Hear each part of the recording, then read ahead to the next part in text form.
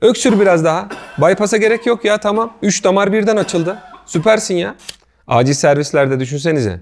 Kalp krizinden şüpheleniyorsanız lütfen öksürün. Bence güzel.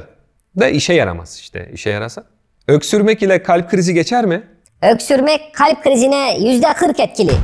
Öksürmek kalp krizini geçirmez. Öksürmek bir takım ritim bozukluklarında uzman doktor önerisiyle yoğun bakımlarda uygulanabilir bir yöntemdir. Ancak olayın kalp kriziyle hiçbir alakası yoktur. Peki bu bilgi nereden çıktı? İlk olarak 1999 yılında ilk önce Amerika'dan çıktığı sanılan, daha sonra bütün dünyada adeta virüs gibi yayılan bu zincir e-posta mesajı ülkemizde de bir dönem yoğun bir şekilde paylaşıldı. Cough CPR, yani Türkçe ismiyle öksürük ve temel yaşam desteği başlığı altında yayılan bu mesajlar kalp krizi geçiren kişilerin öksüreyim de belki geçer nedeniyle acil servise gitme süresini maalesef geciktiriyor.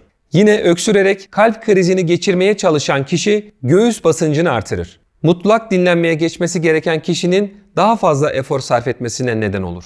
Bu durumda kalp krizi tablosunu iyice derinleştirir. Kalp krizinde yapılması gerekenlerle ilgili videomu şuraya bırakıyorum.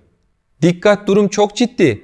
Bunu paylaşmazsan FBI seni alır götürür. Facebook'un çalınır. 7 kişiye göndermezsen başına bir şeyler gelir. Bu mesajlar bitsin artık. İnternette arama yaptığımızda girdiğimiz hatırı sayılır sitelerde dahi öksürmenin kalp krizine iyi geldiğine dair kopyalı yapıştır haberleri hala mevcut. Eski yıllara ait bu haberler web sitelerinden silinmediği sürece karşımıza çıkmaya devam edecek gibi görünüyor. Ama yine de bu mesajı olduğunca fazla kişiye ulaştırırsanız demeyeceğim, kaynağını araştırmadan paylaşmayın.